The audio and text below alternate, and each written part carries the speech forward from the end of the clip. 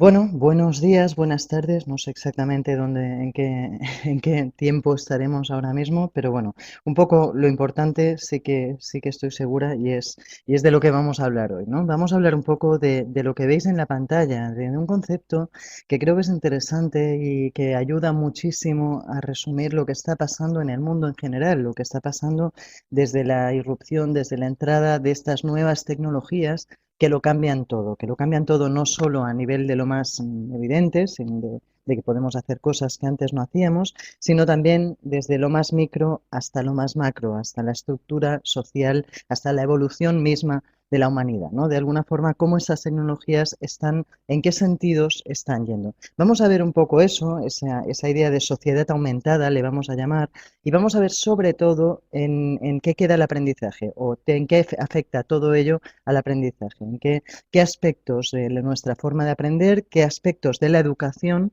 deben cambiar. No me voy a centrar en una etapa del sistema educativo, vamos a hablar más de educación en general, concretaremos cuando sea necesario, pero sobre todo miraremos esa parte de educación 2.0, social web en educación, open social learning, aprendizaje social abierto, como queráis llamarle, pero veremos exactamente cómo afecta este cambio social a la educación y al aprendizaje. Bien, tenéis aquí un poco la primera idea que quería trasladaros. Esta es la portada de mi último libro, sale de hecho mañana al mercado, a las librerías, y habla un poco de sociedad aumentada, de este concepto que os decía, de cómo el resumen muy rápido sería de cómo estamos recuperando esa sociabilidad que es tan importante para el ser humano que durante una época habíamos perdido, pues por diversas causas sociológicas, psicológicas, etcétera. Una de las causas básicas es la de los medios tradicionales, ¿no? Aquellos medios, la televisión, la radio, los periódicos unidireccionales que nos decían las versiones de la verdad estandarizadas, nos trasladaban una sola visión de la realidad y nos apartaban de alguna forma de esas plazas de los pueblos, de esas ágoras que habían sido en algún momento los contextos ideales de la información, ¿no? ¿Cómo hemos cambiado en ese aspecto? ¿Cómo hemos cambiado?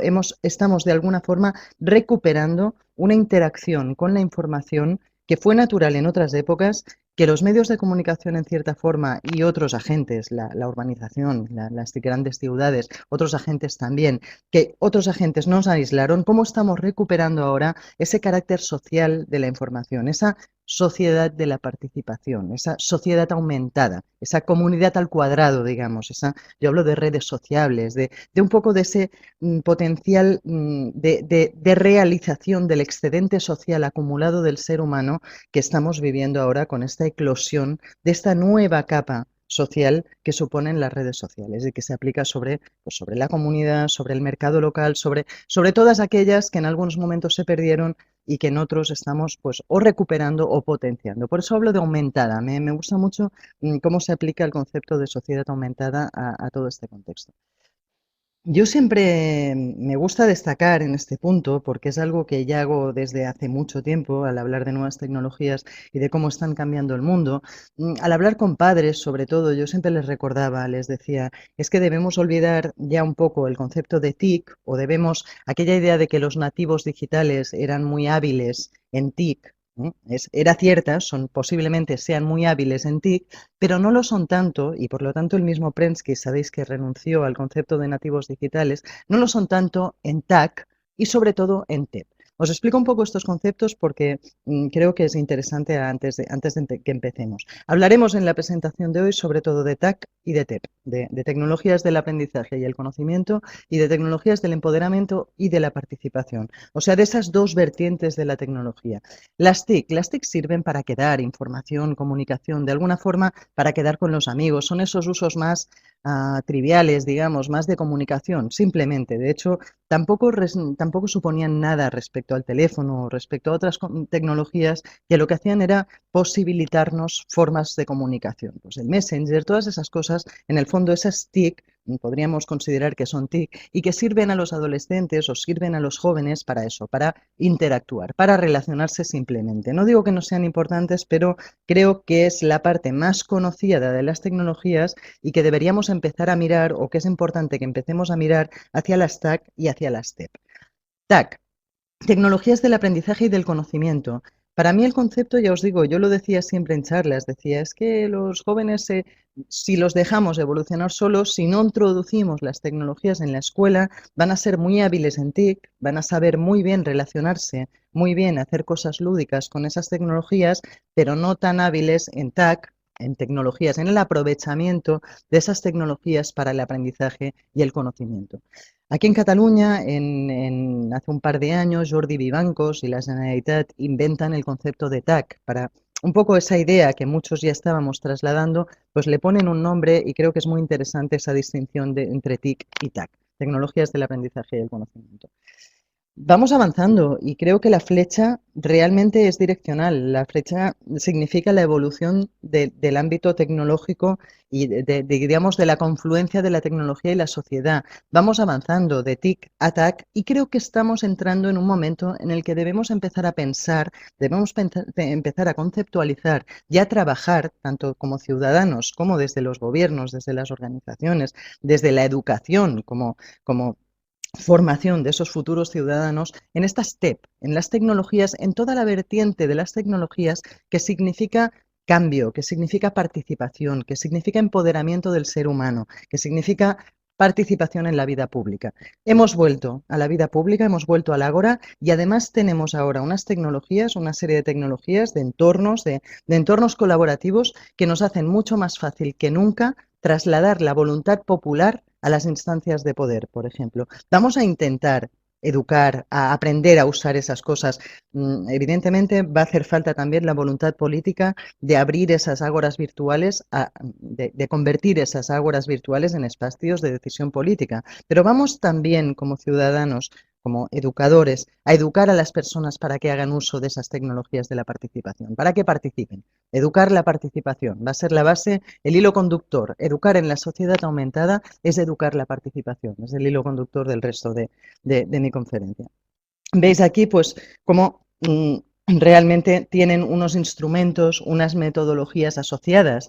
Cuando pensamos en TIC, a mí me hace pensar en redes personales de aprendizaje, en comunidades. Cuando pensamos en TAC, ampliamos un poco el concepto, incluimos entornos personales de aprendizaje. Creo que el entorno personal de aprendizaje incluye la red personal de aprendizaje.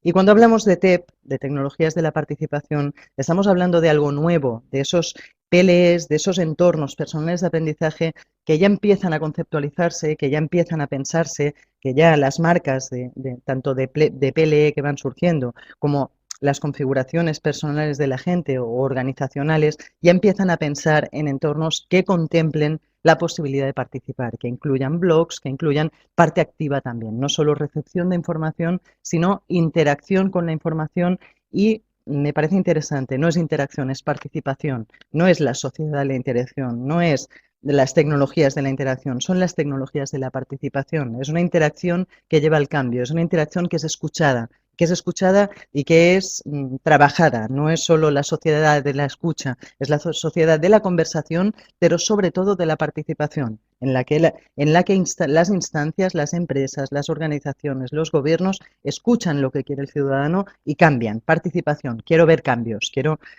es esa parte, yo a veces hablo del individuo conectado, es esa parte que en el fondo todo esto nos devuelve a la individualidad, nos devuelve a que el individuo quiere algo a cambio, quiere reforzar su ego, quiere participar, quiere recibir algo a cambio de todo esto que aporta. En fin, son conceptos que iremos viendo con un poco más de calma, pero que se incluyen en este gráfico y que son interesantes a la hora de entender esta evolución del entorno tecnosocial y de conocimiento, como veis aquí.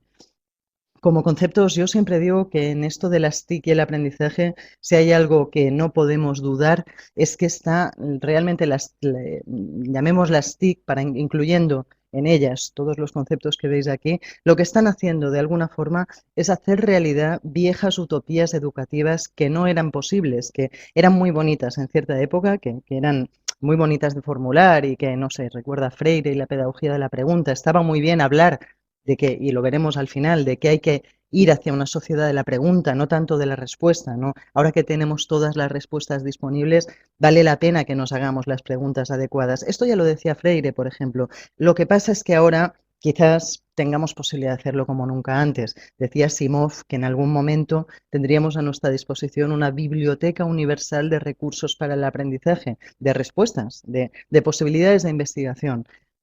Falta ahora hacernos las preguntas adecuadas. Lo que antes eran ideaciones o sueños de Asimov y utopías educativas, tanto de Illich como de Freire, de un montón de pedagogos y autores, hoy en día creo que gracias a las tecnologías se están haciendo posibles o se están haciendo realidad. Un poco en este sentido, por ejemplo, yo creo que la zona de desarrollo próximo de un Vygotsky, siempre preocupado por el carácter social del aprendizaje, un Vygotsky cuyas ideas básicas, recordáis, que incluían el hecho de que el aprendizaje era situado, dependía de cada contexto, de que no aprende, evidentemente, no podemos fijarnos en los mismos objetivos para el aprendizaje de un niño de una tribu de los Urales y de un niño de nuestro contexto. Ese Vygotsky que miraba esa parte social del aprendizaje ve cómo las posibilidades se amplían enormemente. Por eso os pongo aquí el concepto de ampliación de la zona de desarrollo próximo, porque creo que sí que si algo caracteriza la evolución en la confluencia de tecnología y aprendizaje es esa ampliación espectacular de la zona de desarrollo posible del ser humano. Sabéis que la zona de desarrollo próximo significaba que uno era lo que era capaz de aprender en cada momento, lo que el círculo social en el que estaba inmerso le posibilitaba en términos de aprendizaje en cada momento. Evidentemente, en el contexto de las tecnologías actuales se amplía enormemente esa zona de desarrollo próximo. No sé si recordáis, pero experiencias como el 1x1, experiencias como la de Sugata Mitra y los ordenadores en las calles indias son paradigmas de eso, de ampliación de la zona de desarrollo próximo espectacular gracias a estas nuevas tecnologías para la comunicación, para el aprendizaje y para el empoderamiento.